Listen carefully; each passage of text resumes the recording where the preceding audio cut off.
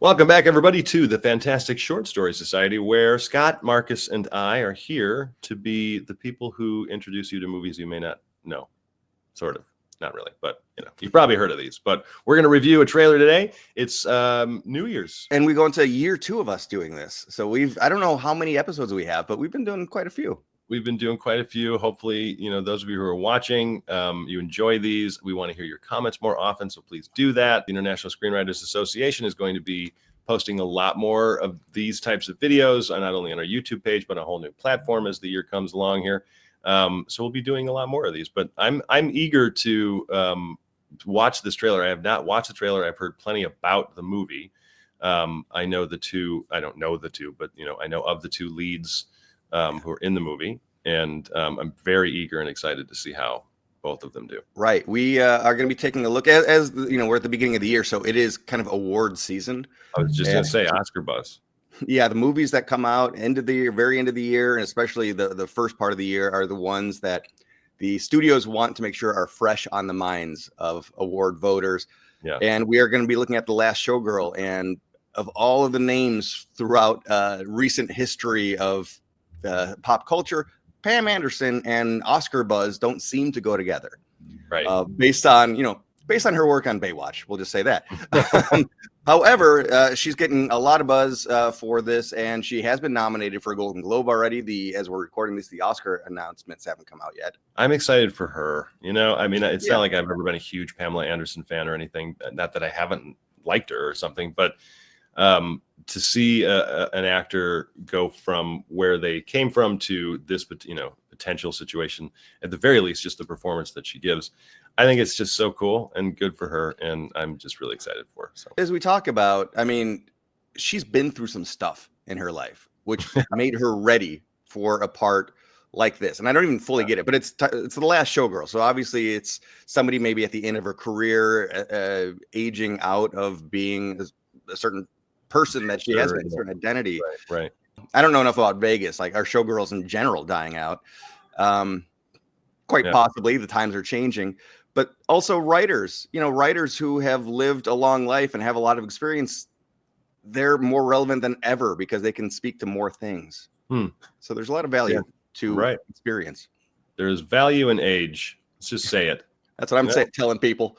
Crying out loud. Yeah, right. All right. Well, let's do it. Let's watch the trailer and see what we have. Well, first we're take a look here. I always do that. Have you done this episode before? The show before? I don't know. It feels kind of almost indie movie-ish because there's kind of the graininess to it. Yeah. And it's understated.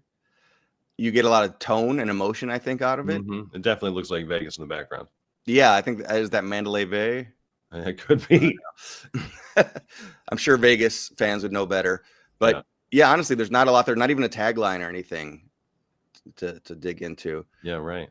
And they're not really even showing her full face, which is interesting. Right. Because not everybody would go, oh, that's Pamela Anderson. That's true. That's true. A seasoned showgirl must plan for her future when her show abruptly closes after a 30-year run. Still kind of not giving a lot there. No. Yeah, and so, but scroll down. Let me see the cast again because we've got the 3 stars. But Kiernan Shipka is awesome. But Jamie Lee Curtis, that was who I couldn't get that in my head. She wanted to get on work one of these days. Jamie Lee. Yeah, right. But she wanted to be. She actually campaigned to be in this movie because of Pamela Anderson. She said she wanted to work with her. That's cool. Yeah, and it's also cool that it's a female writer and director, Gia Coppola, right. Kate Gersten. Yeah. I honestly don't know either of them, but Coppola, that's a name I know. Gia, yeah, I'm assuming that's a Francis Ford Coppola offspring. Somewhere. That's the movie that's shot at the, or at least the poster is the Chateau Marmont. So I've wanted to watch that one. Oh. All right. So she's got some indie film cred. I don't know if she's had a movie this high profile before. Yeah, so right. Could be a first. And for Kate Gersten, writer, producer known for The Good Place, Up Here, Mozart in the Jungle. I love The Good Place, like one of my favorite shows ever. Yeah. I love Mozart in the Jungle. If you haven't seen that, it's on Amazon Prime, and it's also tremendous. Schmigadoon on Apple TV. Oh, God. She's a comedy writer. Yeah. So, I think anytime a movie has drama, there should be some comedy. Yeah. Yeah, I would think that there might be some balance here. One and the same kind of, I mean, relatively speaking. Yeah. But similarly, so she's making the jump from serial television to Yeah, right. feature film. So Right. that is awesome. All Yeah. right.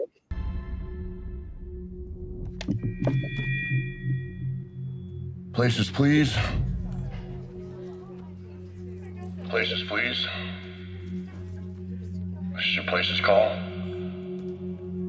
for the final performance of the Razzle Dazzle.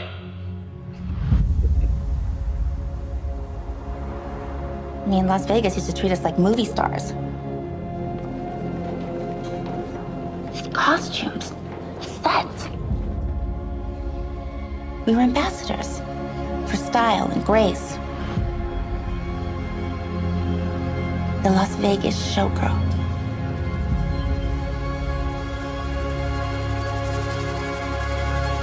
The iconic American showgirl.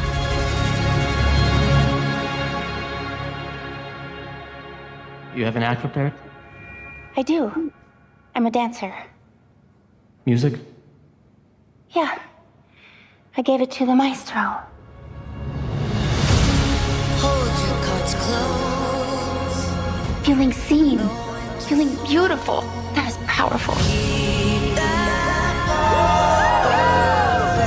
And I can't imagine my life without it.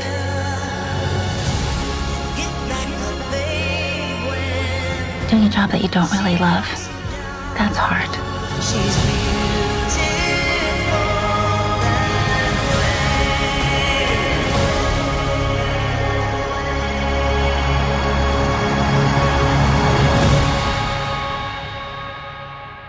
Wow.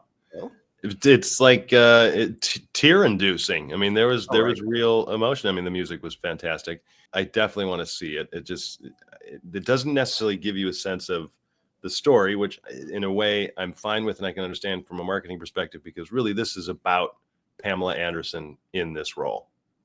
You know, it's so obviously her, and her voice is so recognizable. So that would be the only reason I would be like, oh gosh, you know, it'll be interesting, because really I'm just watching Pamela Anderson. But you know what? It's still going to be cool. Yeah, it's certainly a character piece. I don't think there's a bad guy in this. It doesn't seem like there's an antagonist, like really. Just the world is the antagonist. Yeah. It reminds me, our recent Shoot Your Short winner, Ali is his first name. He said, I asked him about writing a short film. And because I always think of it from the approach that, like, oh my gosh, how do you get a beginning, middle, and end in 5 pages or something like that? Like, how do you make that happen? And he said, no, it's kind of the opposite. For him, at least, his approach is the opposite. Is he takes a small moment and then he can let it breathe more than you could in a feature film. This almost feels like a feature film version of that. Like, take a small moment. Yeah. For this one person, it's a huge moment. But just let that bit of her reality, this coming of age story for a different age. Usually you're thinking like childhood into adult, Yeah, but right. here's somebody going into the next stage of their life. Let that be the moment that breathes for the feature film. And I think that's really excellent advice for anybody looking to try to write a biopic of some kind, is trying to find a particular moment in that famous person's life and focus on that, as opposed to trying to tell their entire life story. And, you know, it's tricky from that trailer to tell, like, well, what is the actual structured story? We don't know. Is Dave Bautista, is he going to be the opponent or villain or something? Or is he a representation of the dying industry? Because he looked like he wasn't all that excited to be doing the job.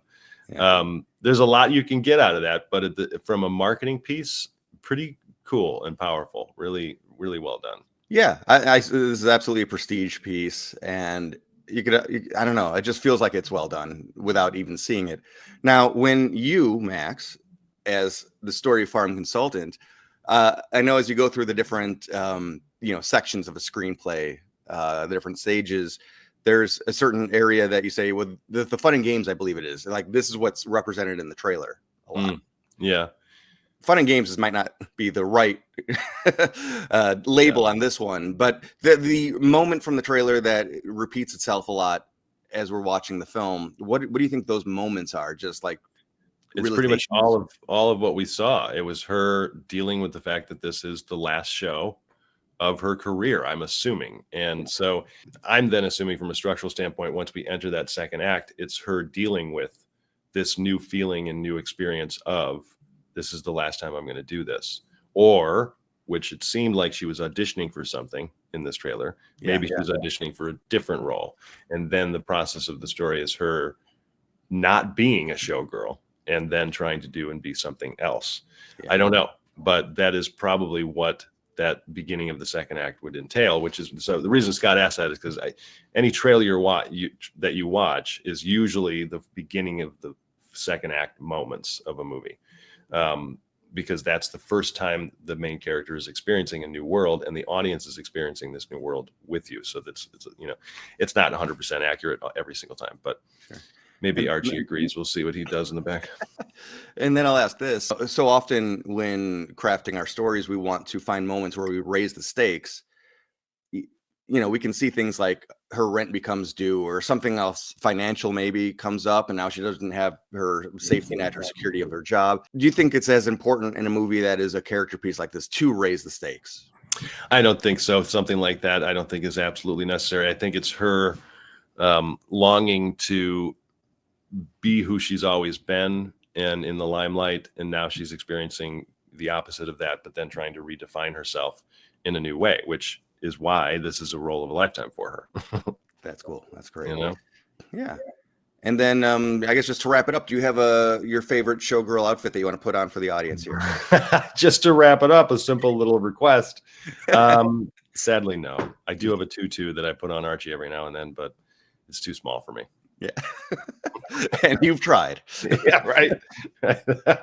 Well, thanks for watching with us, everybody. Let us know what your thoughts are in terms of The Last Showgirl. Are you going to go watch it? What do you think of the trailer? Give us some suggestions for future movies that you want us to talk about and so-called review. This isn't necessarily a review of a trailer. But I'm excited about this. And I don't know if it would be something I'd want to go see in a movie theater. But then again, I might change that up in 2025. That's one of my resolutions, is get to the theater more often and see more movies. It is a different experience. More often than not at all. It's true. Yeah. I'm just trying to think of like if there's anything coming up. Well, I guess maybe the next movie we review might be the movie that will bring me back to the theaters next time. So we'll see. Stay tuned. Teaser for the next one. Well, thanks for watching, everybody. And stay tuned for more fantastic Short Story Society and Fantastic Story Society podcasts and videos here on the ISA's YouTube. Thanks. Thanks for watching.